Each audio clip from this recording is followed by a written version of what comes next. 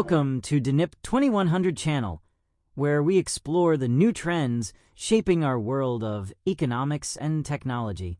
Here, we break down complex global shifts, like supply chains, digital innovation, and the rise of artificial intelligence, into clear insights you can use.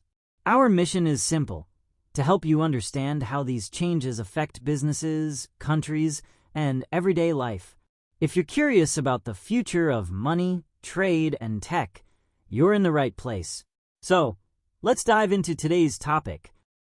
Today, we're diving into one of the biggest shifts in the global economy: the end of cheap globalization. For decades, companies chased the lowest production costs. But now the world is pivoting toward supply chains that are safer, closer, and more flexible. Why is this happening?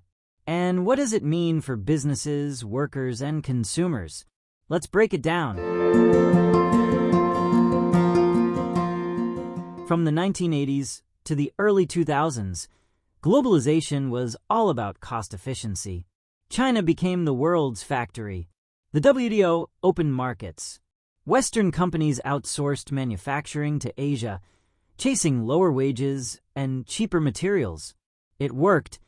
Products got cheaper, profits soared. But there was a cost.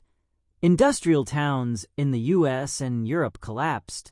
Detroit, once the heart of American auto manufacturing, became a symbol of decline. Fast forward to 2016, the US began rethinking its trade strategy. Tariffs were imposed on steel, aluminum, and other imports. The goal? Protect domestic industries and reduce trade deficits. It echoed the Smoot-Hawley era of the 1930s, but with modern tools. The result? Prices rose, but some local factories reopened. Protectionism was no longer taboo. It became policy. Then came COVID-19 and the global chip shortage. Suddenly, the world realized how fragile supply chains had become. Companies like Apple and Tesla couldn't get parts. Ports were clogged. Shipping costs skyrocketed. This sparked a new strategy: friendshoring and nearshoring. Instead of relying on one distant supplier, firms began moving production closer to home or to trusted allies. Think US to Mexico, Europe to Eastern Europe. Today's companies aren't just chasing low costs, they want resilience. Tesla's Gigafactories are a perfect example. Fast to build, flexible to operate. The goal is agility, not just efficiency.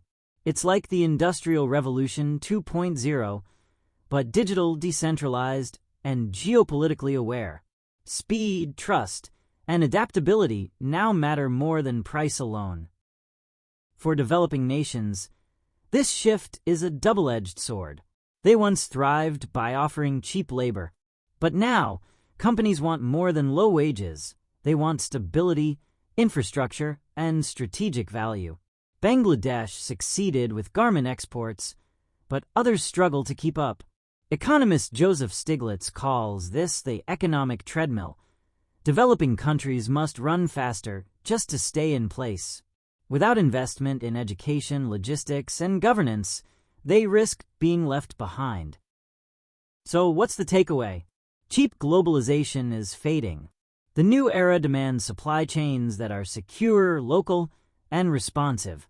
For businesses, it's a strategic reset. For workers, it's a call to upskill. And for countries, it's a race to become not just cheap, but trusted and capable. Thanks for watching.